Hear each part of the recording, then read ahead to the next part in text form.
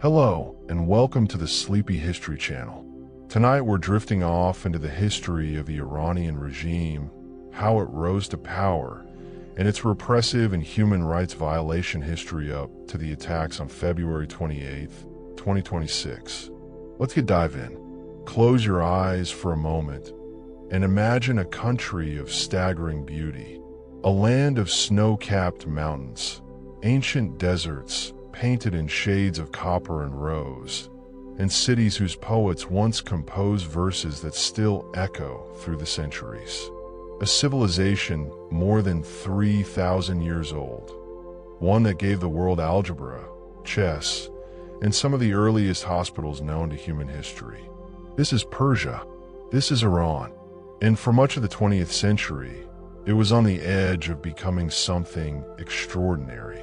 To understand how a revolution consumed that promise, and how, decades later, a single Saturday morning in February of 2026 would bring the whole edifice crashing down, we have to go back, not to the revolution itself, not yet, but to the world that made the revolution possible. In the early 1900s, Iran sat at the center of a great game being played by foreign empires. Britain wanted its oil, Russia wanted its territory, and ordinary Iranians, for the first time in modern history, had begun to want something for themselves: a constitution, a parliament, a voice. By 1906, they had won all three. A constitutional revolution that many historians consider one of the most remarkable democratic uprisings of its era. For a brief, shining moment, Iran had a functioning constitutional monarchy, a national assembly, and the beginnings of a civil society. But that promise was fragile. Foreign powers meddled, Shahs tightened their grip, and the oil beneath Iran's soil, which should have been a blessing, became a source of endless outside interference. By the early 1950s, a man named Mohammad Mossadegh had captured the imagination of his country.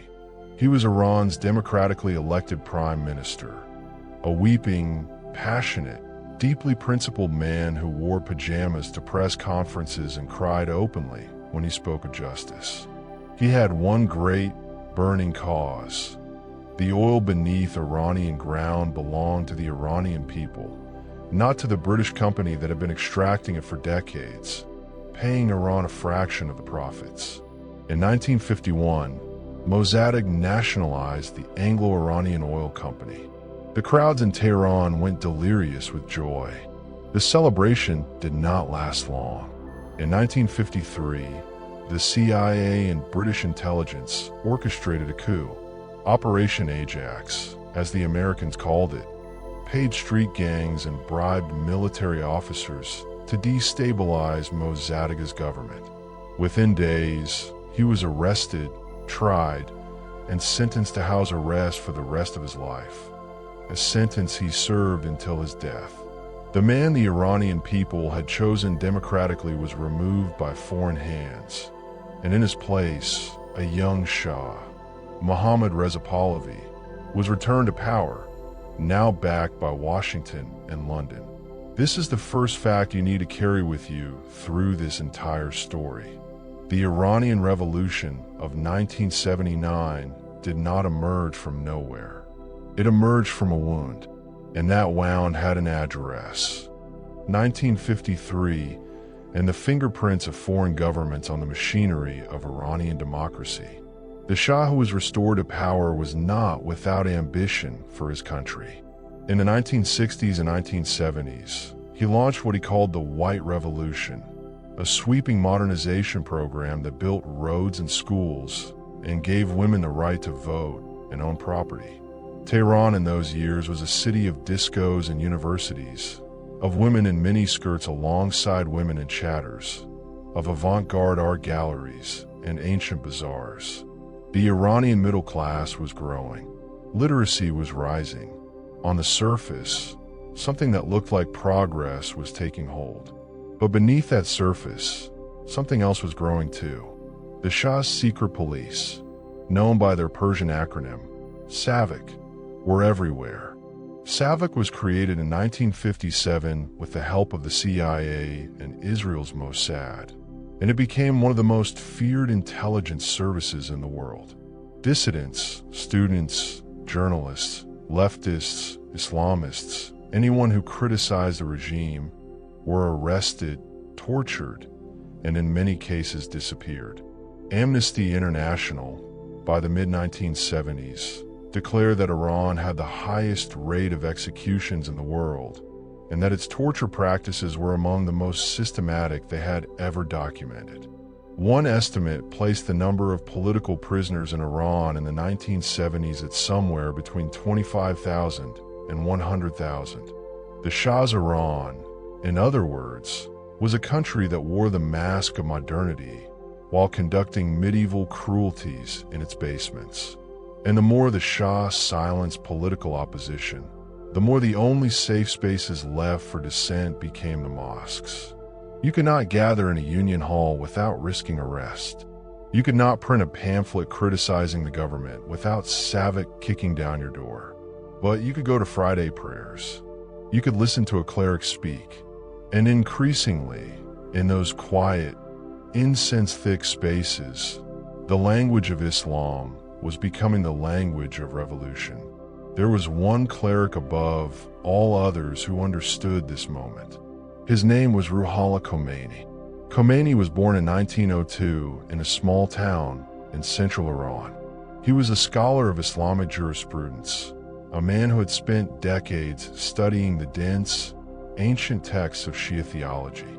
But he was also, unmistakably, a politician, cold-eyed, strategic, utterly certain of his own righteousness. He had been exiled by the Shah in 1964 after giving fiery sermons against the government. He went first to Turkey, then to Iraq, and eventually to a small house outside Paris.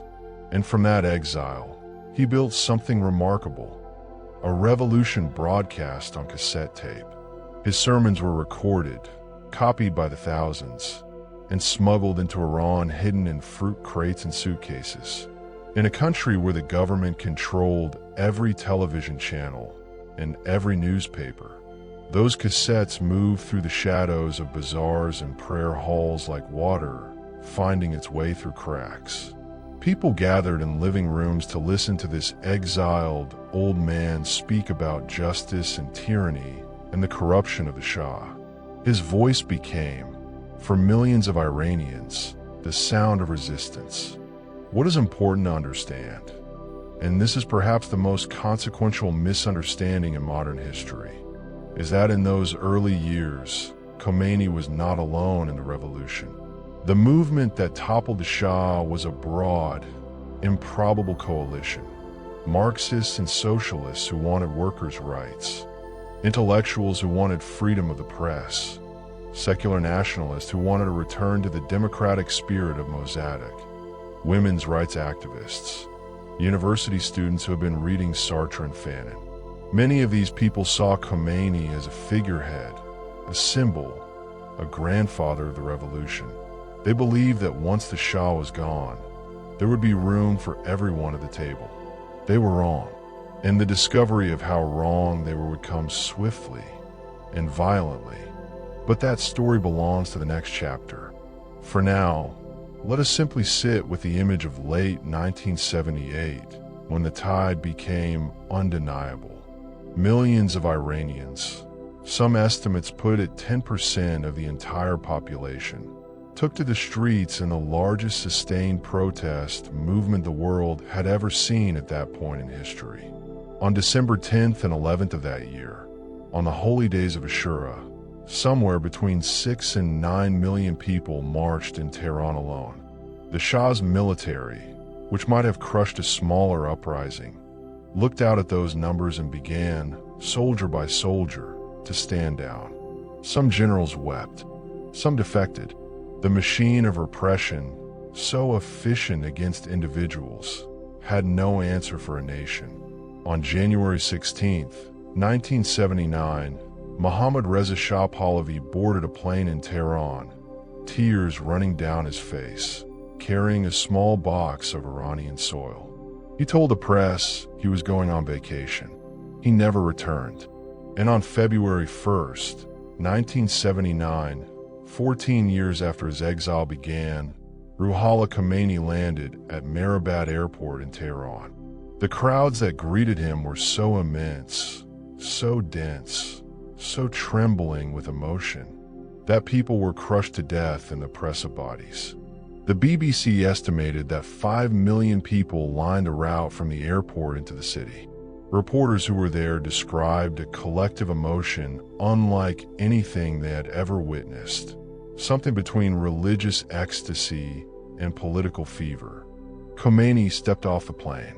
A reporter asked him, "What do you feel, returning to Iran after so many years?" He paused, and then he said, simply and famously, "Nothing." That single word, cold, composed, indifferent, should have been a warning. It was a preview of everything that was to come. Within months, the revolution would begin to devour its own children. Within a year, a new constitution would be written that placed ultimate power not in the hands of the people, but in the hands of a single supreme leader, a concept Khomeini had invented and theorized called velayat faqih, the guardianship of the Islamic jurist. The idea was radical even within Shia Islam, that a senior cleric should hold absolute authority over the state, serving as God's representative on earth until the return of the hidden Imam. The Democrats, the socialists, the feminists, the secular nationalists, they had helped make a revolution, and now they were about to discover that the revolution did not belong to them.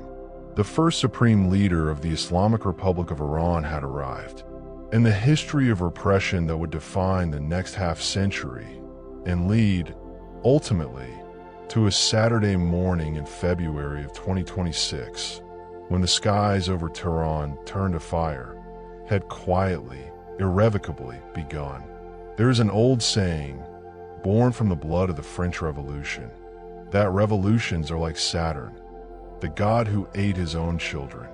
The men and women who helped tear down the Shah's regime in 1979 were a diverse, improbable family.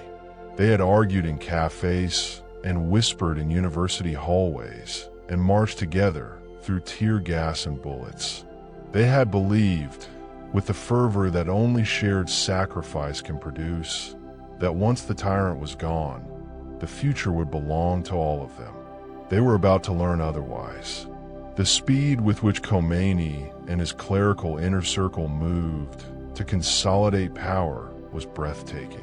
Within weeks of the revolution's triumph, Islamic revolutionary courts were established, bodies that bore almost no resemblance to anything a lawyer would recognize as a court of law.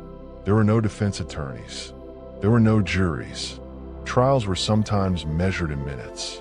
The accused were brought before a judge, charged with vague religious offenses, enmity against Allah, spreading corruption on earth, and sentenced before they had drawn 3 full breaths. The executions that followed were swift and public, and they were designed to be seen. The first targets were the officials of the old regime. 4 of the Shah's generals were executed by firing squad on a rooftop in Tehran in February 1979, just days after the revolution was declared victorious. Amir Abbas Havida, the Shah's former prime minister, followed in April. More than 200 of the Shah's senior civilian officials were killed in those early months, partly as punishment and partly to eliminate any chance of a counter-coup. Critics noted that these brief trials lacked defense attorneys, juries, or transparency, and were presided over by revolutionary judges who became notorious for the speed of their verdicts. Stripes. This, many told themselves, was understandable. The old regime had been brutal. Its hands were stained. Perhaps justice, even rough justice, was warranted. But the executions did not stop there. They turned. Khomeini had always been more than a religious scholar. He was a political strategist of rare and ruthless ability. He understood that the coalition that had carried him to power, the leftists, the liberals, the feminists, the secular nationalists, would eventually become a threat. They had different visions for Iran's future. They had their own organizations, their own newspapers, their own loyal followers. As long as they existed as independent forces, his vision of an Islamic theocracy governed by clerical law would always be contested. And so, one by one, he began to close the doors. Newspapers were shut down. Independent political organizations were banned. Universities, those great incubators of dissent, were closed in what Khomeini called the Cultural Revolution, launched in June 1980. The Cultural Revolution sought to remove Western, liberal, and leftist elements from the education system, leading to the closure of universities, the banning of student unions, and violent occupations of campuses. WWW students who protested found themselves arrested. Some found themselves executed. Women, who had marched in such extraordinary numbers to help make the revolution, were among the first to feel the turn. Within weeks of Khomeini's return, he announced that women working in government would be required to wear the hijab. When thousands of women took to the streets in protest on International Women's Day in March 1979, they were met with hostility, threatened, attacked, in some cases dismissed. The women who had believed the revolution belonged to them were learning that it had merely used them. But the killing that would define the Islamic Republic's character, the moment that drew the sharpest possible line between what the revolution had promised and what it became, came in the summer of 1981. By then, the political opposition had been pushed to the wall.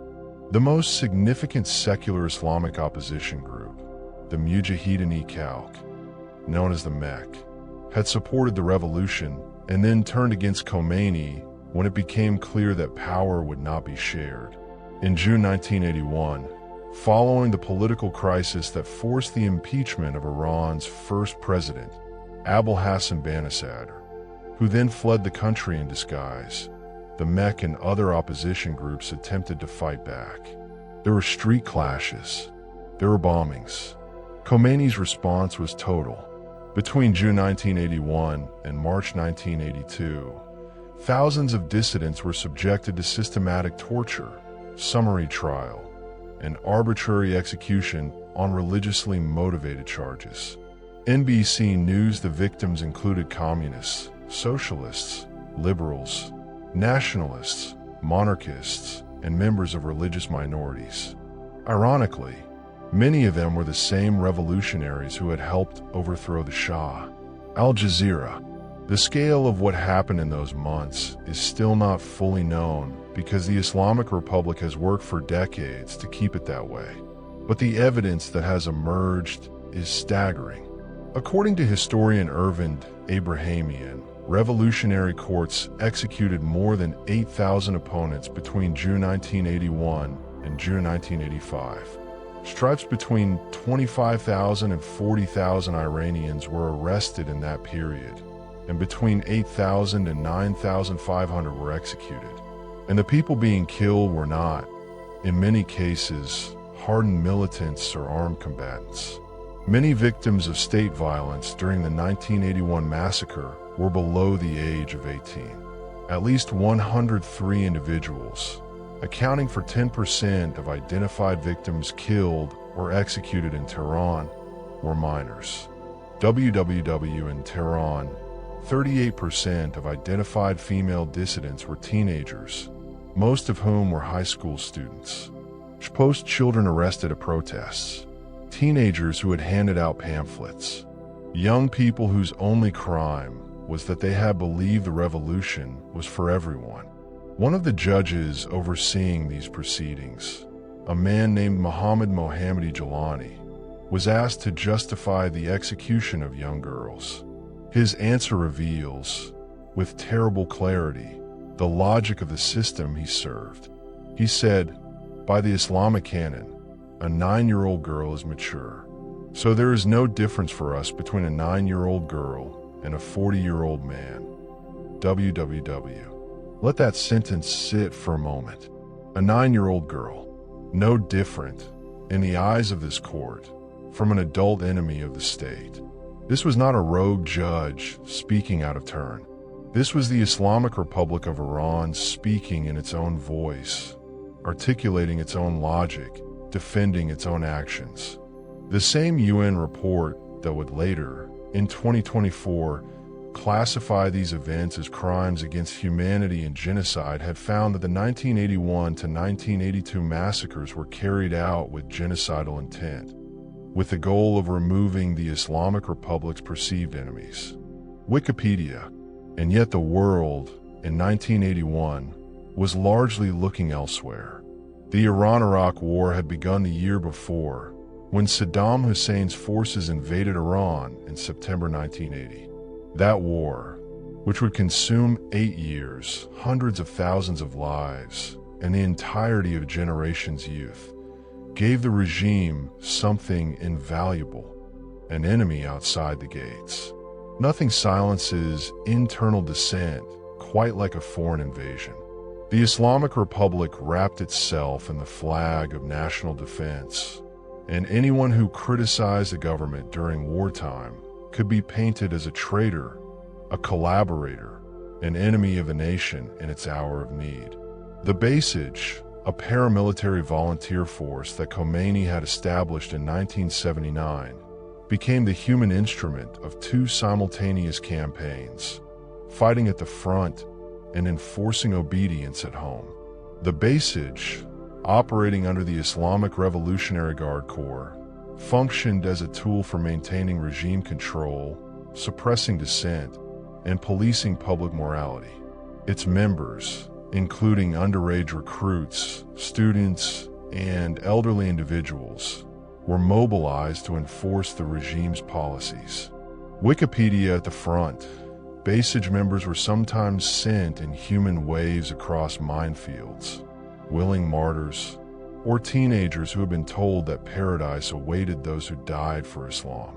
At home, they patrolled the streets, enforced the dress code, broke up gatherings, and reported neighbors to the revolutionary courts. The Iranian Cultural Revolution and the consolidation of clerical power also reached deep into institutions that had once been places of relative freedom. The press was muzzled. Intellectuals were arrested or fled into exile. Artists who had thrived in the relatively open atmosphere of late Pahlavi, Iran found themselves suddenly navigating a labyrinth of censorship in which a wrong image, a wrong metaphor, a wrong melody could bring the revolutionary guards to the door. For ordinary Iranians who had no political affiliation, who simply wanted to live their lives, the new order imposed itself in intimate, relentless ways. Women were required to cover their hair in public. Music that the regime deemed un-Islamic was banned from the airwaves. Mixed-gender gatherings were policed. The consumption of alcohol, a part of Persian culture going back thousands of years, was criminalized, punishable by flogging. The private sphere shrank, and the state expanded into spaces that no government had previously thought to occupy. There was a term that Iranians began to use in those years, spoken quietly and with a bitter kind of dark humor. Du chashma, 2 windows. One face for the street, one face for the home. Outward compliance, inward resistance. You wore the hijab in public and removed it the moment you stepped inside your apartment. You praised the revolution at work and cursed it in your kitchen. You learned, very quickly, the art of living in 2 registers simultaneously, and you taught it to your children, as a survival skill, the way other parents taught their children to swim. This double life became the defining psychological condition of an entire civilization. And still, the worst was yet to come. In the summer of 1988, with the Iran-Iraq War grinding toward its miserable conclusion, Khomeini issued a fatwa, a religious decree, that ordered the execution of political prisoners who remained unrepentant enemies of the Islamic Republic. What followed was carried out in secret, inside prison walls, without announcement or public record. The executions took place in at least 32 cities across Iran and lasted approximately 5 months. Trials were not concerned with establishing guilt or innocence. Executions were carried out without legal authority. Many prisoners were also tortured. NPR. Estimates from Human Rights Watch and Amnesty International indicate that between 2,800 and 5,000 men, women, and children were killed. NPR other sources, including survivor testimonies and opposition groups, put the number far higher, as many as 30,000. One of the most remarkable documents from this period is a recording made by Ayatollah Khomeini, the man who had been designated as Khomeini's successor before falling from grace. When he learned what was happening in the prisons, Montazeri confronted the death committee directly. He called the tribunal members judges of death, warned them that they would be remembered among the criminals of history, and condemned the mass executions as the biggest crime committed in the Islamic Republic since the beginning of the revolution. NPR, the regime, suppressed that recording for years. When it was eventually released, his son was arrested. Khomeini died in June 1989, 8 months after ordering that slaughter. When he was buried, the crowds that gathered were so enormous, so hysterical with grief, that his body was nearly torn apart. Mourners reaching to touch the shroud of the man they considered saint. The scenes were televised around the world, and they were genuinely bewildering to people who did not understand what the Islamic Republic had spent a decade building. Not just a political system, but a religion within a religion, a cult of sacred leadership that fused nationalism, Islam, and the personality of one cold, brilliant, pitiless old man into something that millions of people experienced as the closest thing to God on earth. He was succeeded by Ali Khamenei, a relatively junior cleric who had served as president, a man who was not a grand Ayatollah, and whose religious qualifications for the position of supreme leader were, by traditional Shia standards, questionable. But Khamenei was loyal. He was cunning, and he understood, perhaps more clearly than anyone, that the system Khomeini had built was not simply a government. It was a machine for producing and sustaining power, and that if you kept it running, if you kept the repression calibrated, the propaganda flowing, the Revolutionary Guards paid and loyal, it could endure almost anything. He would run that machine for the next 3.5 decades. And the Iranian people, who had wanted so desperately, back in 1979, to be free, would spend those decades finding new and extraordinary ways to push back against it. There is a particular kind of cruelty in hope, not the cruelty of despair, which at least is honest about what it is, but the slow cruelty of a door that opens just wide enough for you to see the light on the other side, and then clicks shut again. For the Iranian people, the years between 1989 and 2009 were a long lesson in that particular cruelty. They were 2 decades of hope offered and then methodically extinguished, of reform promised and then strangled, until an entire generation learned, at great personal cost, that the system they lived under could not be changed from within. But that knowledge did not come cheaply or quickly. It had to be earned, protest by protest, arrest by arrest, one closed newspaper at a time. To understand those years, we first need to understand the man who held the real power throughout all of them, Ali Khamenei. In the West, Khamenei is often treated as a secondary figure, a turbaned bureaucrat lurking behind more colorful politicians. That is exactly the impression he preferred to project. In reality, Khamenei was the architect of everything. As supreme leader, he controlled the judiciary, the military, the Revolutionary Guards, the national broadcaster, and, crucially, the Guardian Council, a 12-member body that had the power to disqualify any candidate for any election it chose. In Iran, you could vote all you liked, but the people you were allowed to vote for had already been selected by men who answered to Khomeini. The ballot box was real. The democracy it represented was not. Through the 1990s, Iran's economy was struggling under the weight of post-war reconstruction, international sanctions, and the staggering cost of keeping the Revolutionary Guards, by now a vast parallel state with fingers in construction, telecommunications, oil, and arms, properly funded and loyal. The population, meanwhile, was young, restless, and increasingly educated. By the mid-1990s, more than half of Iran's population had been born after the revolution. They had no memory of the Shah. They had no personal investment in the sacrifices of 1979. What they had was satellite dishes smuggled under their rooftops, bootleg cassette tapes of Western music, and a burning, private sense that the world beyond Iran's borders offered something their own government was determined to deny them. Into this atmosphere, in May of 1997, stepped a mild-mannered, slightly rumpled cleric with kind eyes and an unlikely campaign message.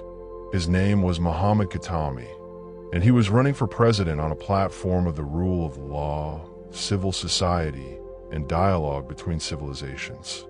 His victory was stunning. He captured nearly 70% of the vote in an election marked by 80% turnout. The core of his support came from women, university students, the urban middle class, and young people who had grown up with no outlet for their desire for something different. The period that followed his election was briefly, genuinely electric. The years 1997 to 1999 were informally dubbed the Tehran Spring, a period of relative liberalization in which new voices and new ideas began, cautiously, to surface. Dozens of new magazines and newspapers affiliated with the reformist movement opened, pushing the boundaries of acceptable discourse, publishing exposés of corruption among political and Revolutionary Guard elites, and offering satire that skewered numerous sacred cows. Cafes in Tehran buzzed with conversations that would have been whispered just years before. Young women pushed at the edges of the dress code, showing a little more hair, wearing a little more color. There was a feeling, fragile, precious, easy to shatter, that the Islamic Republic might be capable of becoming something other than what it had always been. The hardliners watched all of this and made a decision. The spring would end. In 1998, powerful conservative forces within the government clamped down on the relative openness that had followed Khatami's election, closing down newspapers and magazines, imprisoning editors and journalists, and unleashing gangs of thugs to beat up journalists and ransack newspaper offices in the name of orthodoxy. The message was delivered not through a single dramatic act, but through a sustained campaign of low-level violence and legal harassment. An editor arrested here, a publication shuttered there, a reformist politician charged with insulting Islamic values, a dissident writer found dead under circumstances the authorities declined to investigate properly. There were also darker episodes. In the late 1990s, a series of murders of dissident intellectuals and activists, the bodies discovered in the street, or the people simply disappearing, was eventually traced back to rogue elements within the Ministry of Intelligence. These became known as the chain murders, and their existence was eventually acknowledged, though the full chain of command was never publicly established. Khatami spoke out against them. The men responsible were charged, but the fact that the state's own intelligence apparatus had been murdering intellectuals, and that the president had been, at best, unable to stop it, spoke volumes about who truly held power in Iran. Then came July of 1999, and the students. It began with a single newspaper. The conservative-controlled judiciary closed a reformist publication called Salam, and students at Tehran University responded with protests. The protests were peaceful at first: candlelight vigils, gatherings in dormitory courtyards, the particular energy of young people who believed that reason and numbers might be enough. Then, in the early hours of the morning, basic paramilitaries and plainclothes security agents stormed the dormitories. The attack on Tehran University dormitories set off the largest anti-government demonstrations Iran had seen since the 1979 revolution, with protests spreading to most cities and to Iranians living in more than 95 countries worldwide. EBSCO, Khatami's response was devastating, not for the hardliners, but for his own supporters. He condemned not the attack on the dormitories, but the protests themselves. He called the students who were demonstrating enemies of the revolution. He sided, when it counted most, with the system rather than the people. During a speech at Tehran University, a group of his former supporters who had grown disillusioned with him chanted, "No more lies." It was the first great betrayal of the reform era. It would not be the last.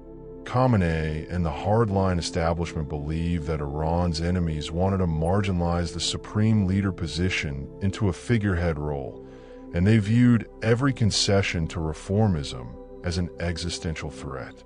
The Revolutionary Guards made this explicit. IRGC officers submitted a letter to Khatami warning against reform-mindedness, declaring that their patience had run out and that they would not permit themselves further tolerance in the face of his inaction. It was, in everything but name, a threat of military intervention against the sitting president, and Khatami received it and stood down. Under Khatami's presidency, more than 50 newspapers were banned. The judiciary closed reformist publications faster than they could be replaced. In one single day, the judiciary ordered the closure of more than 20 reformist newspapers, an act that reformist activists described as a silent coup d'état against Khatami's government. By the end of his second term in 2005, the Tehran Spring was a distant memory, and Khatami was a diminished figure, widely seen as a man who had wanted to reform a system that had simply refused to be reformed. Into the vacuum stepped Mahmoud Ahmadinejad.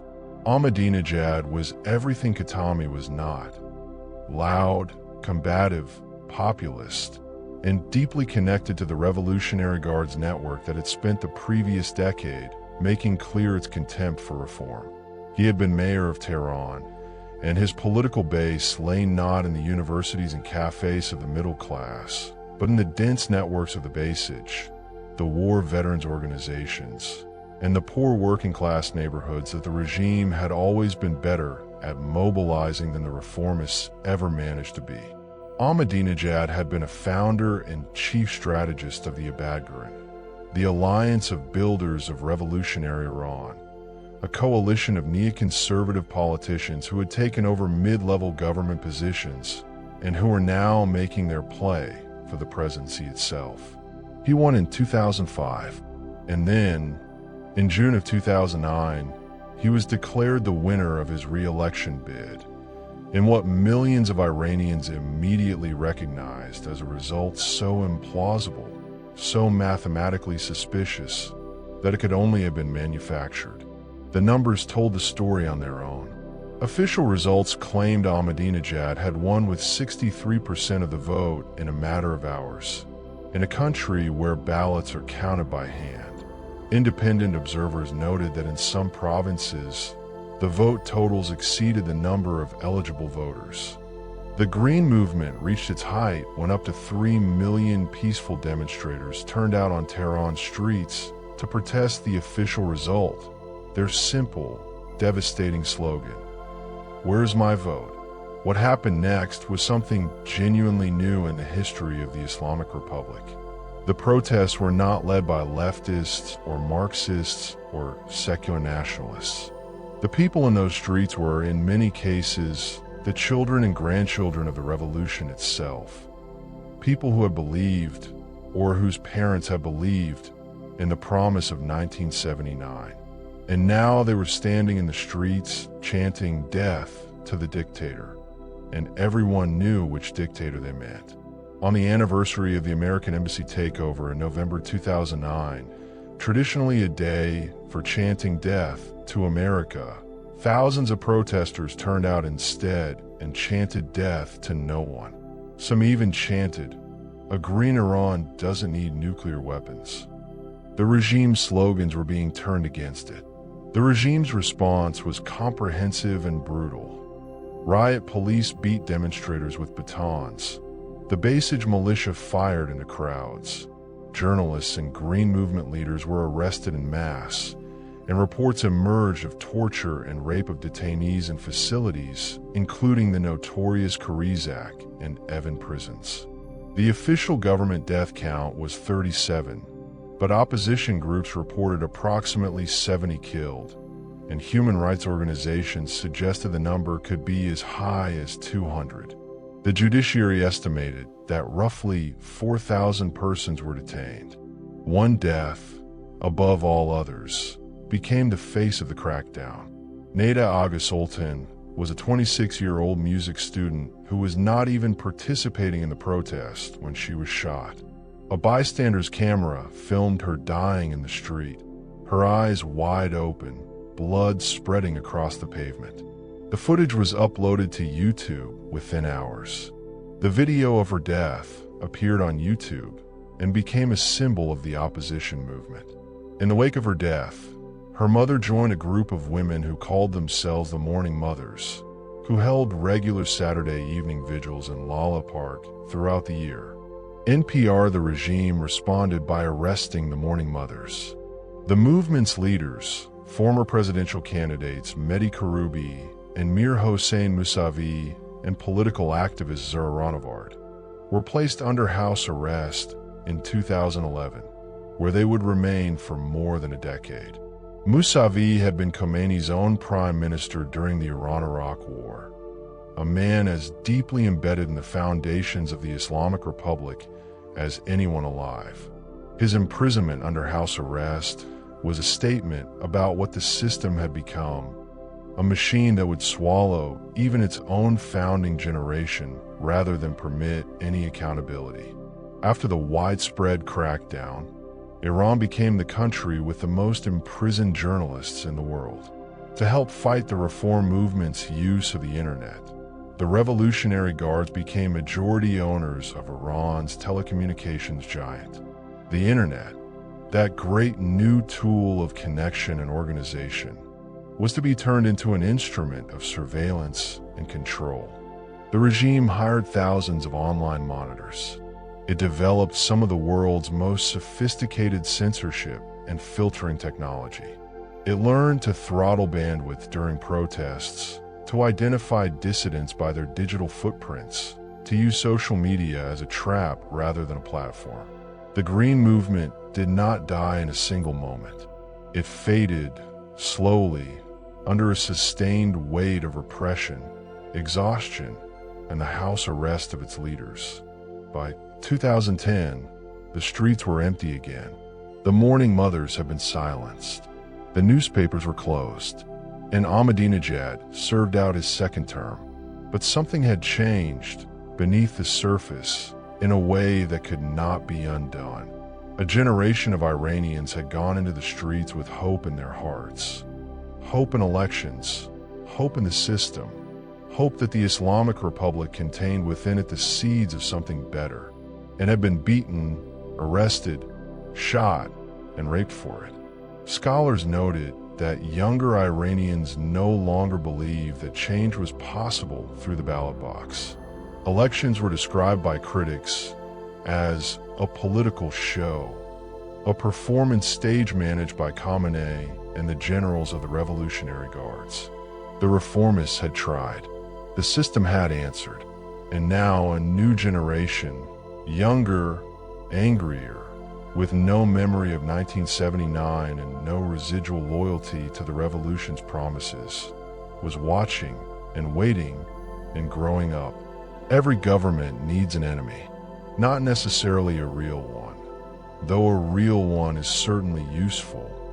but an enemy in the imagination of the people, a threat large enough and dark enough to justify whatever the government needs to justify. For the Islamic Republic, that enemy had several faces over the decades: American imperialism, Israeli aggression, Saudi Arabia, the MEK, the Kurds, the Baha'is.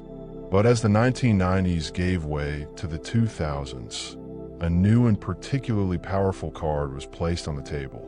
It was called the nuclear program, and for a generation, it would consume the world attention while the men running Iran used it to project power abroad, distract their own people, and negotiate their survival. The story of Iran's nuclear ambitions is older than the Islamic Republic itself.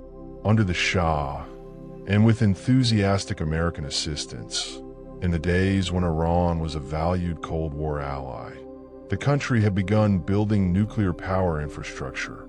After the overthrow of the Pahlavi dynasty in 1979, Iranian leaders secretly pursued nuclear technology, and in 2007, U.S. intelligence analysts concluded that Iran had halted its work on nuclear weapons in 2003, but continued to acquire nuclear technology and expertise. The program was not, in other words, a rogue operation or a sudden lurch toward the bomb. It was a decades-long, carefully maintained ambition, paused and accelerated according to the political temperature, always deniable, always pointed at the same horizon.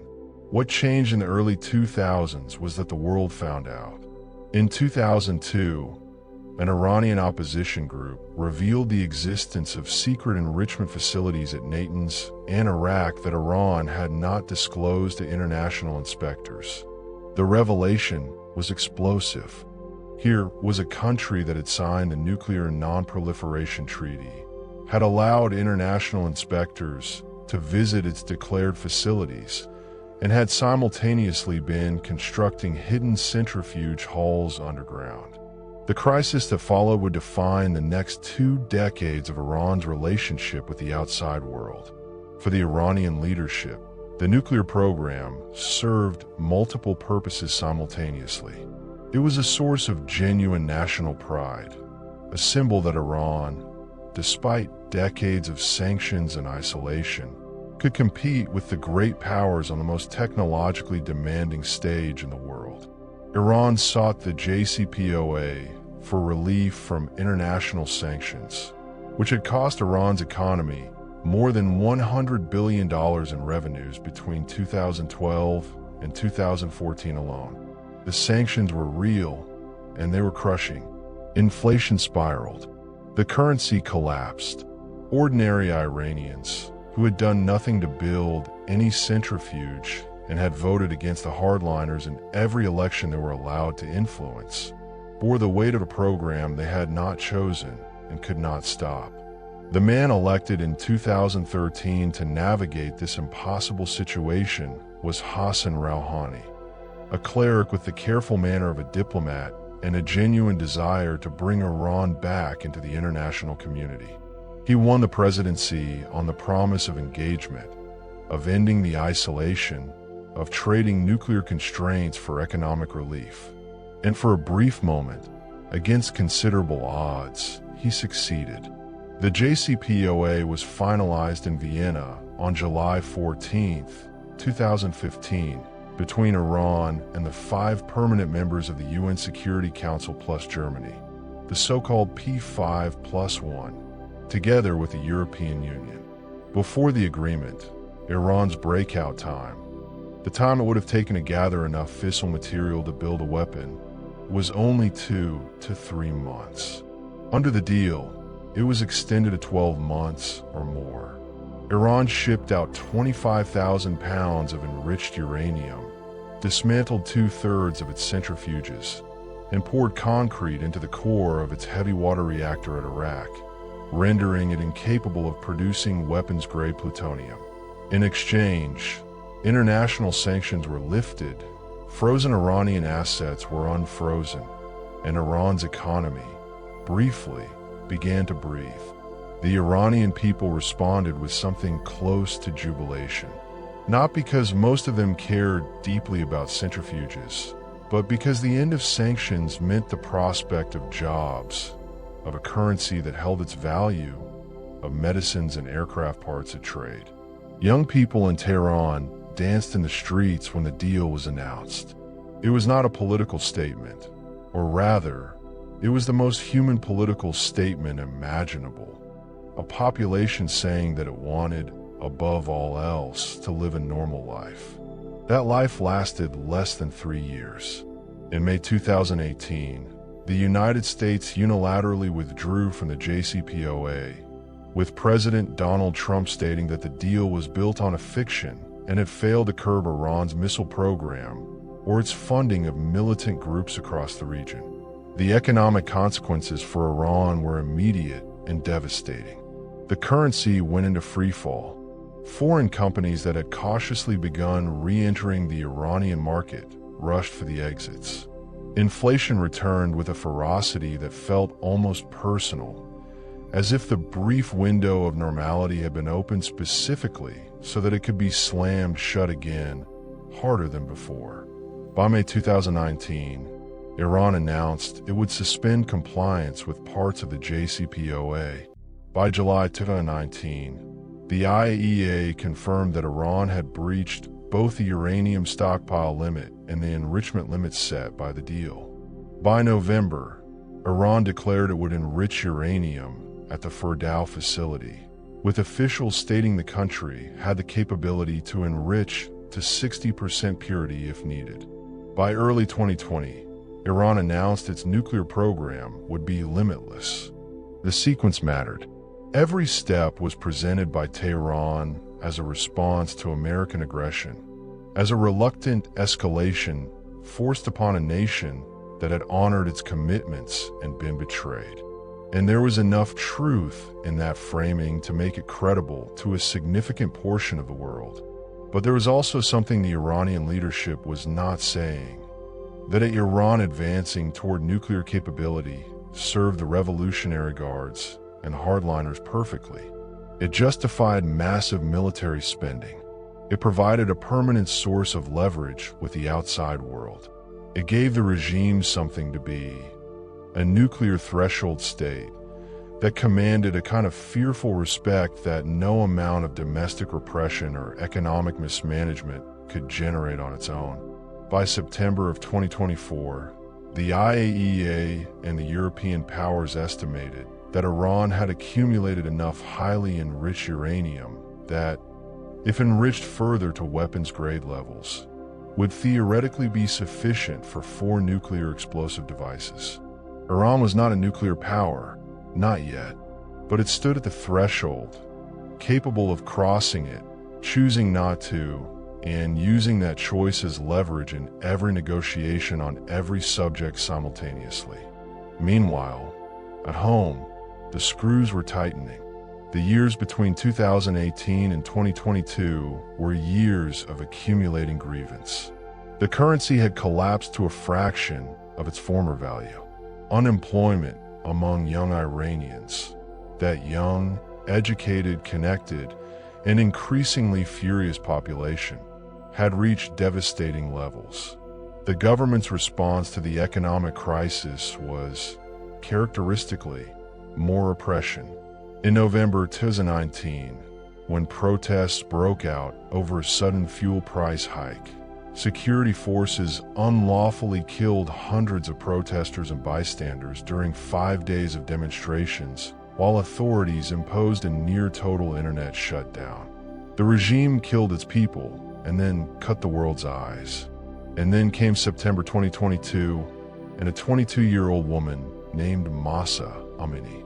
Mahsa Amini, also known by her Kurdish name, Gina, was arrested by the Guidance Patrol on September 13, 2022, for allegedly wearing her hijab improperly while visiting Tehran from Sagez. According to eyewitnesses, she was severely beaten by officers, a claim denied by Iranian authorities. She subsequently collapsed, was hospitalized, and died 3 days later. Her death was not, in isolation, unusual. Women had been harassed, detained, beaten, and humiliated by the morality police for 40 years. What was different this time was the accumulation, 4 decades of it, and the particular moment in which her death landed.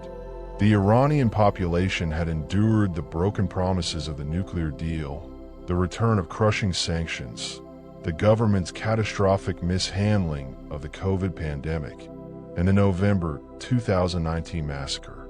They had watched the ruling class grow rich while ordinary people stood in bread lines. And now a young Kurdish woman lay dead in hospital because she had worn her scarf too loosely. It was the match that found the powder. Protests started in Tehran as Khomeini was still being treated in hospital, and continued at her funeral in Sagez, where hundreds of people gathered in defiance of official warnings and were fired upon when they shouted anti-regime slogans. Within days, the protests had spread to all 31 of Iran's provinces. The slogan that emerged, Zan, Zindagi, Azadi, woman, life, freedom, came from the Kurdish freedom movement, but it belonged to everyone now. Women led the charge, removing their headscarves and waving them like flags of defiance, shattering the regime's carefully constructed image of public compliance. Schoolgirls tore down portraits of Khomeini in their classrooms. University students walked out. Bazaar merchants, traditionally a pillar of regime support, shuttered their stalls. The entire state apparatus was mobilized. Security forces used firearms, including AK-47s and Uzis, resulting in injuries and deaths.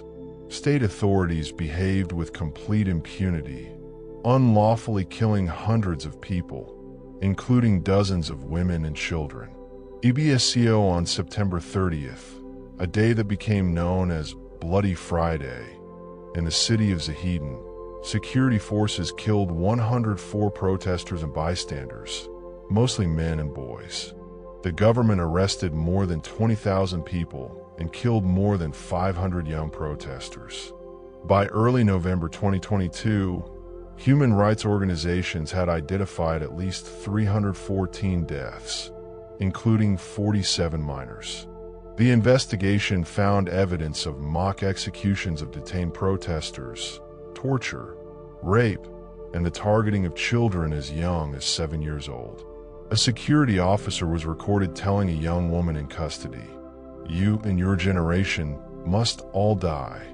The UN took the extraordinary step of removing Iran from the Commission on the Status of Women, the global body dedicated to promoting gender equality, in response to the crackdown.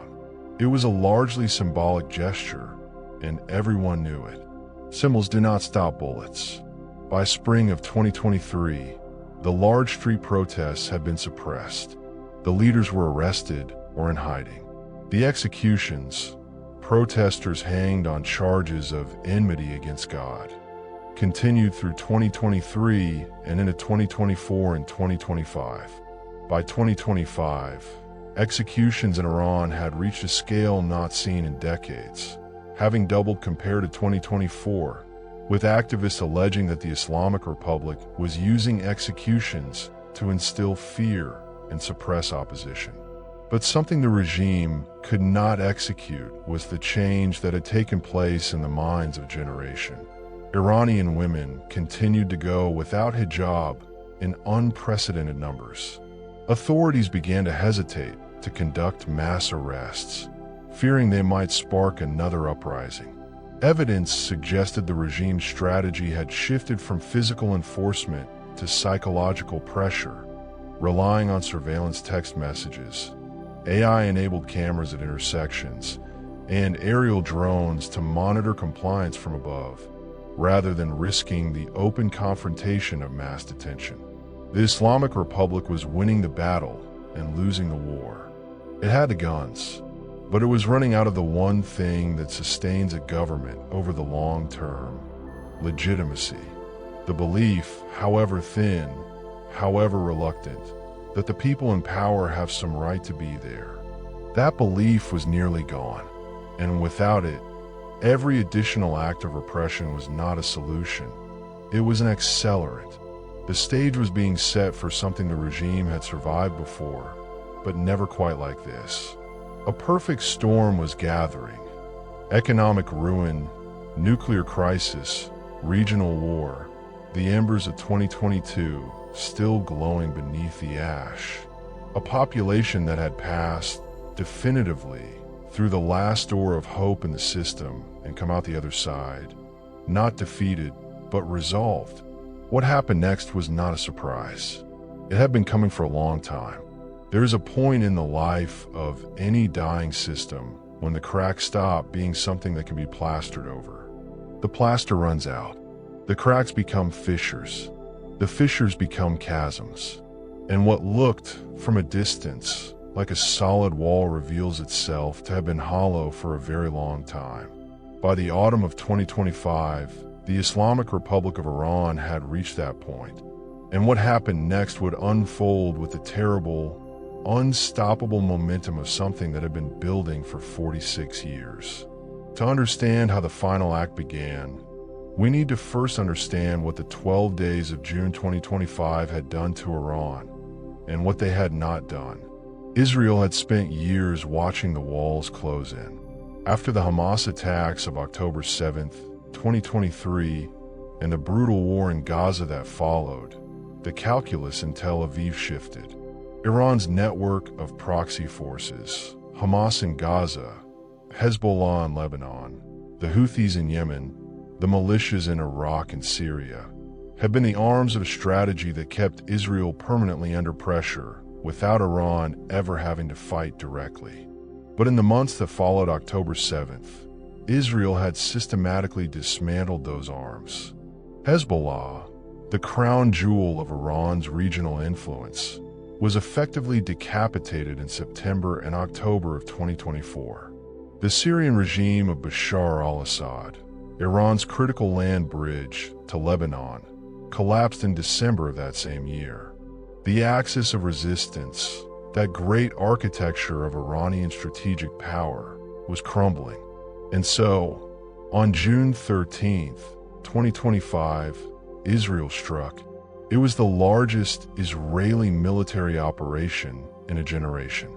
In a single night, Israeli jets, refueled in the air by American tankers, hit Iran's nuclear facilities, its ballistic missile launch sites, its energy infrastructure, and carried out the targeted assassination of more than a dozen of Iran's top nuclear scientists and over 30 senior military and security officials.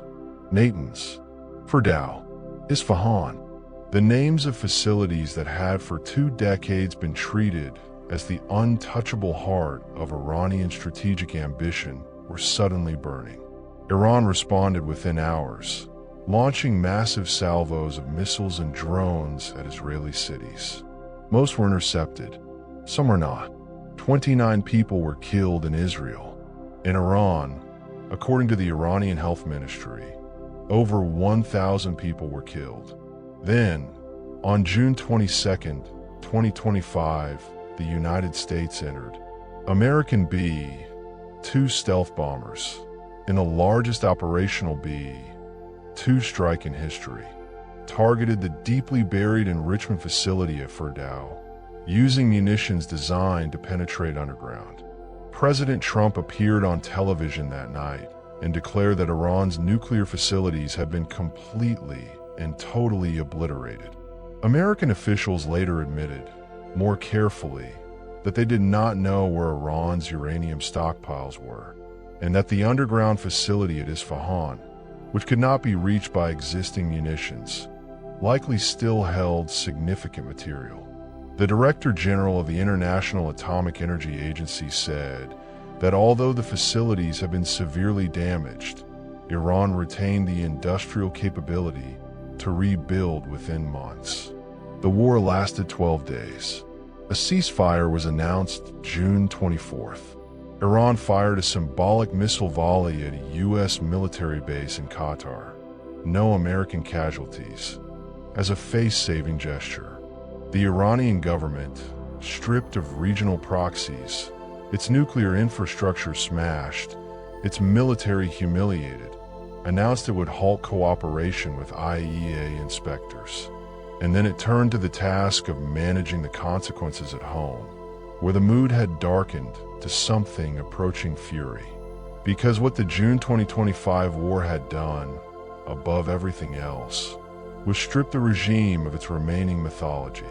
For decades, the Islamic Republic had justified its military spending, its regional adventures, its nuclear ambitions, its repression of the economy, all of it, by pointing to the existential threat from Israel and America. And now Israel and America had called a bluff. The missiles had flown, the bombs had fallen, and the Revolutionary Guards, that lavishly funded, politically all-powerful institution, had been unable to stop a single B-2 from reaching for Tao. The emperor's clothes had not merely been removed. They had been set on fire. The months that followed were a season of mounting dread for ordinary Iranians. The rial, already gutted by years of sanctions and mismanagement, collapsed further following the war. Inflation on basic goods reached levels that made daily survival a mathematical calculation. A family in Tehran had to spend a larger proportion of its income on bread, eggs, and medicine than at almost any point in modern Iranian history. The government, simultaneously trying to rebuild shattered military infrastructure, pay its security forces, and keep the Revolutionary Guards happy, had nothing left for the people. And the people had run out of patience. On December 28, 2025, the shopkeepers of Tehran's Grand Bazaar closed their stalls. It was a simple act, a silent act. But in Iran, the bazaar closing is not a minor commercial inconvenience. It is a civilizational signal. The Grand Bazaar is one of the oldest, largest, and most politically significant markets in the world. When its merchants shuttered their shops in 1979, it was one of the first signs that the Shah was finished. On December 28, 2025, history echoed with terrible clarity as the metal shutters came down again. This time against the regime those same merchants had once helped to birth. Within hours, the protests had spread from the bazaar to the streets. Within days, they had spread to all 31 provinces of Iran, to roughly 190 cities. The slogans were unambiguous. This was not a movement asking for reform, for a better president, for the hijab law to be softened. The chants in the streets of Tehran and Mashhad and Shiraz and Tabriz and 100 smaller cities called for the end of the Islamic Republic itself. 46 years of accumulated grief and rage had found its voice, and the voice was not whispering. The regime's initial response was calibrated, aggressive, but not yet maximal. Between December 28th and January 3rd, at least 27 protesters were killed in the first week, including 6 children under 18. On New Year's Eve, a 22-year-old man named Hessam Khodeirfard was shot dead in the city of Kudash during a protest. Authorities initially refused to return his body to his family and pressured them to claim he had been a Basij militiaman. His father stood up at the funeral, a funeral that itself became a protest and then a site of further repression, and publicly rejected the lie. Then came January 3rd, 2026. On that day, Supreme Leader Ayatollah Khomeini, 86 years old, visibly frail, but still possessed of the cold certainty that had always defined him, appeared on state television. He looked out at the millions of his people in the streets and called them rioters. He said they should be put in their place. On the same day, the IRGC's provincial command in Lorestan province declared that the period of tolerance was over and pledged to target organizers and leaders of anti-security movements without leniency. 2 days later, the head of the judiciary ordered prosecutors to show no leniency to protesters and to expedite their trials. It was not a warning. It was an order. On January 8th, 2026, the killing began in earnest. What happened on January 8th and 9th is difficult to describe without the language failing entirely. Security forces, the IRGC, the law enforcement forces, the Basij, and, according to multiple witnesses on the ground, fighters who spoke Arabic rather than Persian, imported from Iran's remaining regional allies, flooded the streets of every major city simultaneously. They fired into crowds with rifles. Snipers were positioned on rooftops, on footbridges, on the tops of police stations, targeting heads and torsos. In Karaj, in Alborz province, witnesses reported that security forces used heavy machine guns against crowds. Eyewitnesses in multiple cities reported that wounded protesters were shot again where they fell, finished off, so that they could not recover to testify. In one documented account from Karaj, a security officer was overheard speaking to his unit. They were so brutal, one witness said, that they showed no mercy. They even took selfies with the bodies. At Soleimani Hospital in Karaj, on the night of January 8th alone, 87 dead bodies were brought in. At Parzian Hospital in the same city, 423 injured people arrived in a single night. Hospital staff across Tehran and Shiraz suspended non-urgent admissions and surgeries because there was simply no room, no blood, no capacity left. At the Beheshti or cemetery complex in Tehran, families searching for missing loved ones found body bags laid out in rows across multiple large rooms and overflowing into the outdoor grounds, arriving by refrigerated trucks through the afternoon. One person who went to identify a family member said, "When we got close to the halls, we saw bodies piled on top of bodies." On January 8th, the regime cut the internet. Not throttled it, not slowed it, cut it entirely. A nationwide blackout designed to do one thing: ensure that what was happening in Iran's streets would not be seen by the world. The Islamic Republic had learned from 2019, from 2022. It knew that images traveled faster than bullets, and so it severed the connection between its crimes and the world's eyes. But the images got out anyway. Citizen journalists, medical workers, and ordinary people used satellite connections, memorized footage, and every means available to smuggle the evidence outward. A video published on January 9th showed 10 to 12 motionless bodies on the floor of Al-Ghadir Hospital in East Tehran.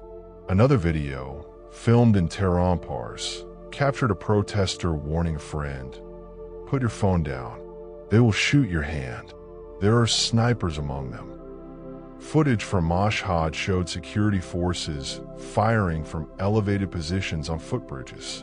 An eyewitness from an Armak neighborhood in Tehran said, "They shot and killed at least 5 or 6 people in front of us."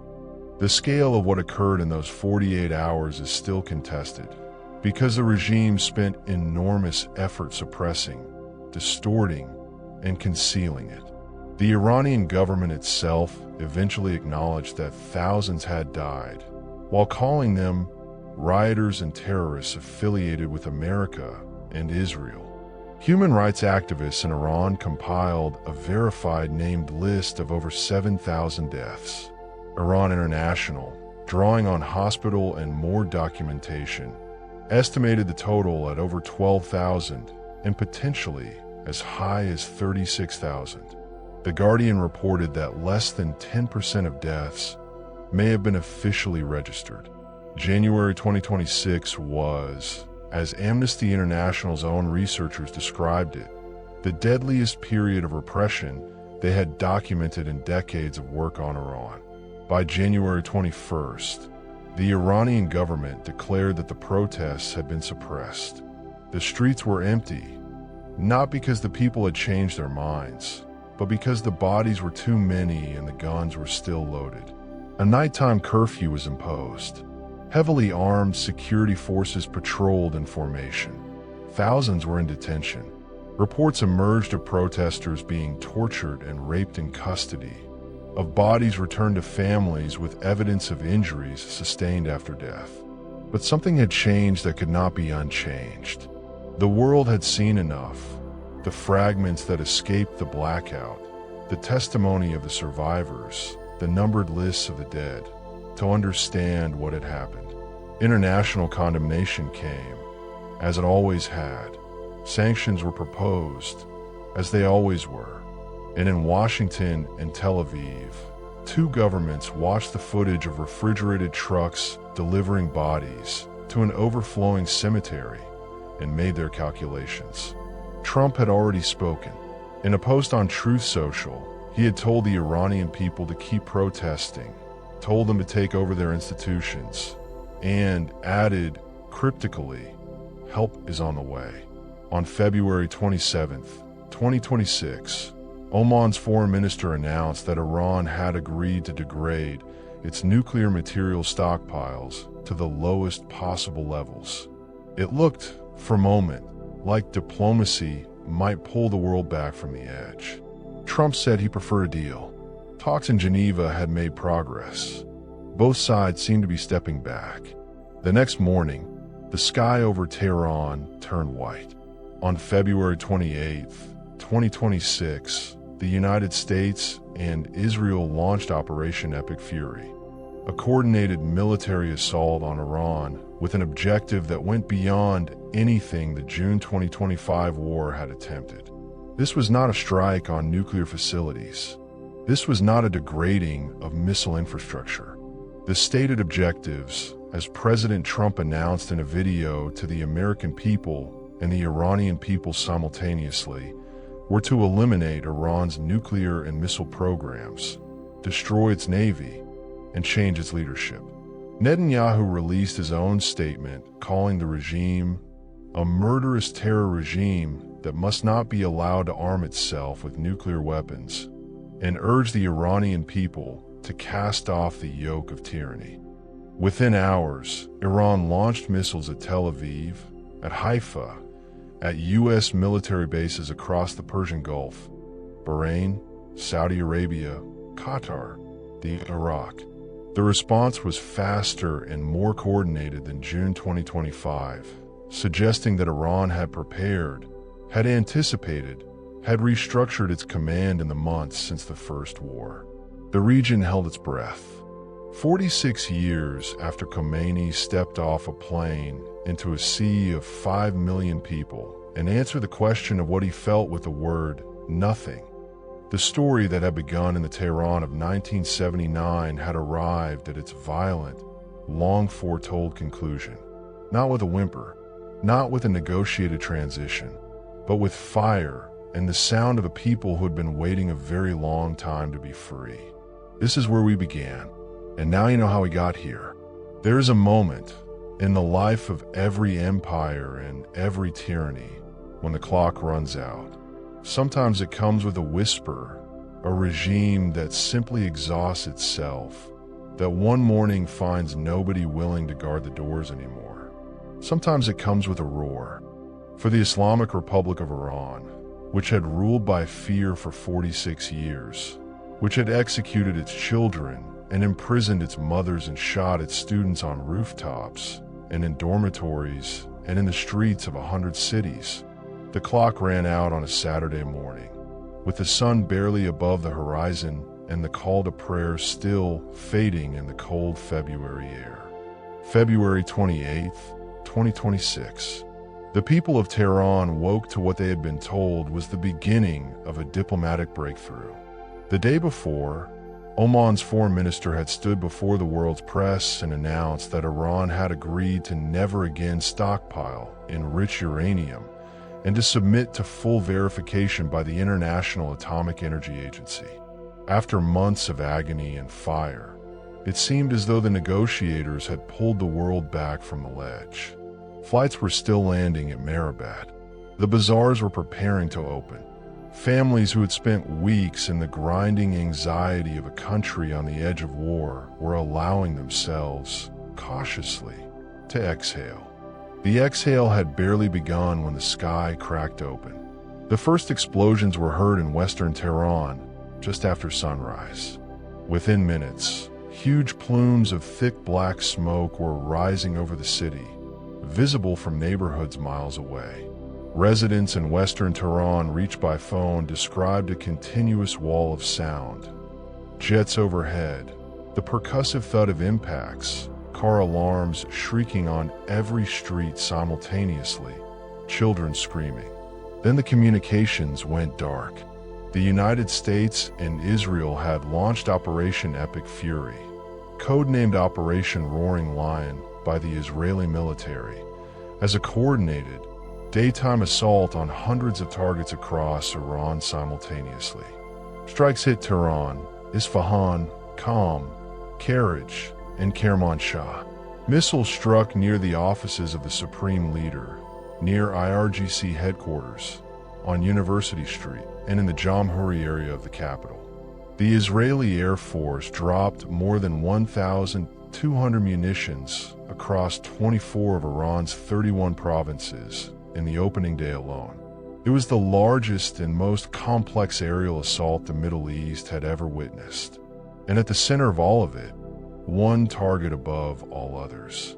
Ali Khamenei, the 86-year-old supreme leader of the Islamic Republic, the man who had run Iran's machinery of repression for 36 years, who had ordered the crushing of the Green Movement and presided over the massacre of protesters in January 2026, who had inherited Khomeini's revolution and sharpened it into something colder and more clinical than even its founder had imagined, was killed by an Israeli strike. Iran's state media confirmed his death. The Iranian government announced 40 days of mourning. Also killed in the strikes were Iran's defense minister and the commander of the Revolutionary Guards.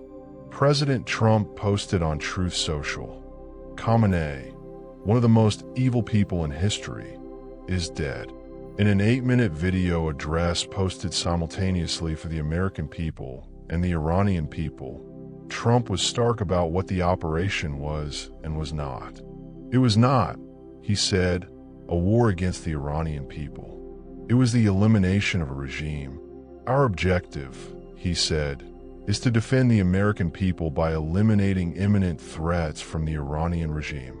He told the Revolutionary Guards to lay down their arms, promising them immunity, and adding the alternative with characteristic directness, certain death. He told the Iranian people that the United States stood with them, that help had arrived, and that the long night was over. On the ground in Iran, the reality was more complicated, more terrifying, and more human than any presidential video could contain.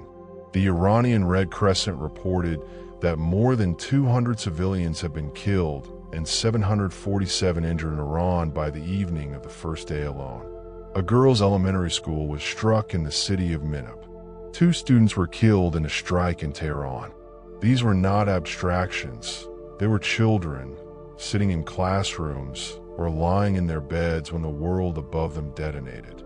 Whatever the military logic of the operation, the civilians who died in those first hours were as innocent as any who had died under the regime's own hand. And their deaths belong in this story, because the story of Iran has always been, at its heart, the story of ordinary people caught between forces they did not choose and could not control. Iran did not absorb the assault in silence.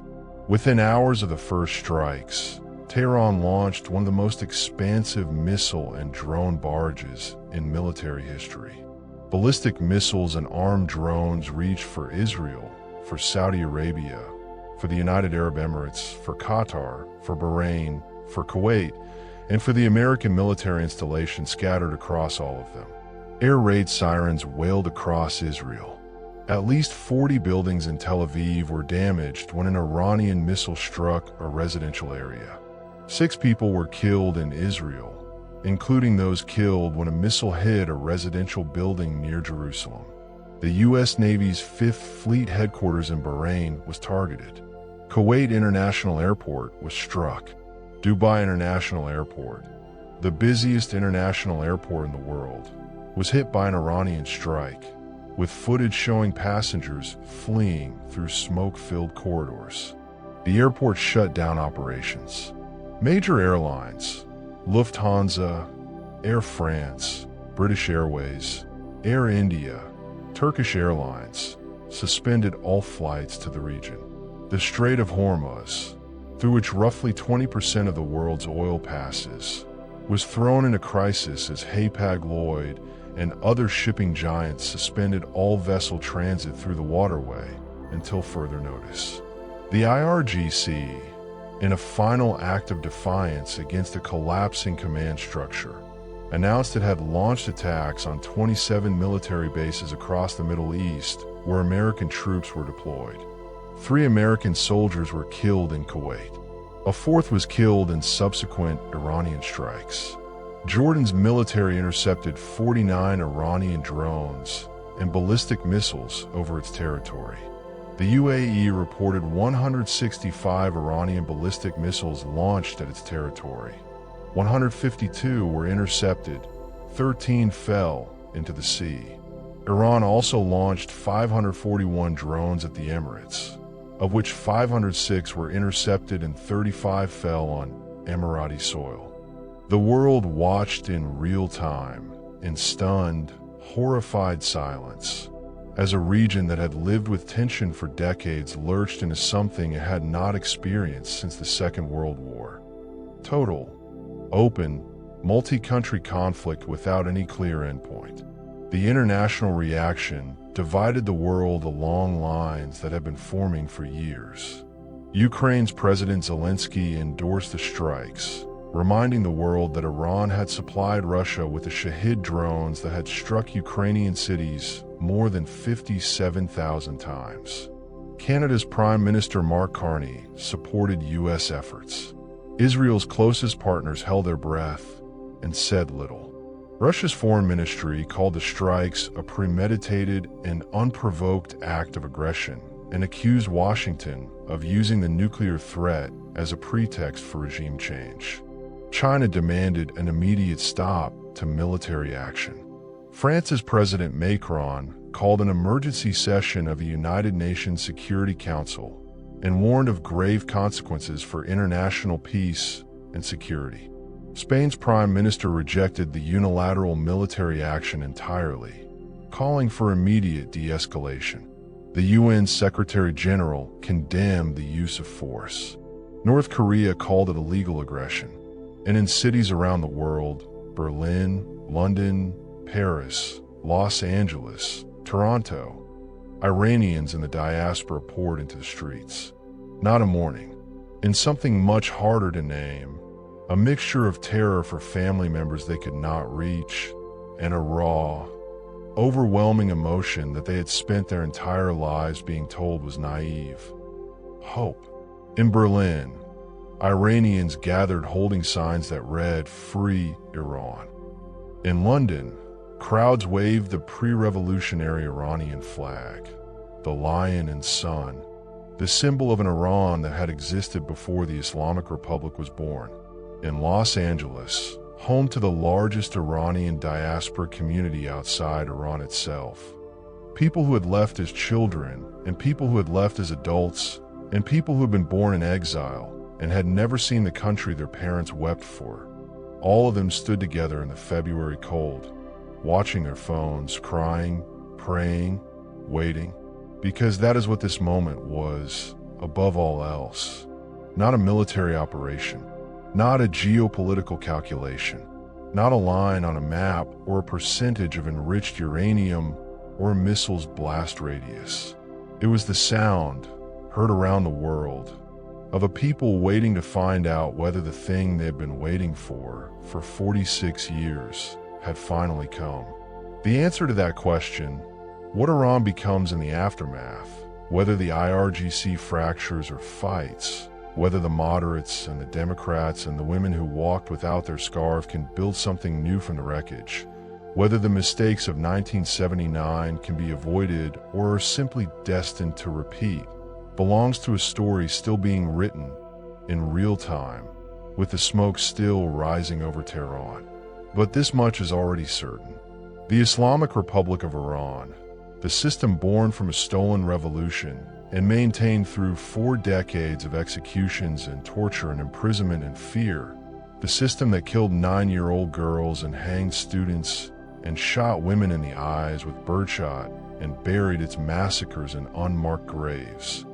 That system's architect is dead. Its second supreme leader is dead. Its military command is shattered. Its nuclear program is rubble. And in the streets of Tehran and Mashhad and Shiraz, in the neighborhoods where the Basij once patrolled and the morality police once dragged young women into vans for the crime of showing their hair, the people are watching and waiting and daring, after everything, to imagine something different. This has been the history of the Iranian regime. 46 years of repression, told in full, so that the people who died in its service, not in service of the regime, but in resistance to it, are not forgotten. The protesters of 1981, many of them teenagers. The prisoners of 1988, executed in waves while the world looked away. Neda Aga Sultan, lying in the street with her eyes open. Mahsa Amini, Gina, who died because of a scarf. The thousands whose names human rights activists in Iran painstakingly recorded, one by one, during the massacres of January 2026.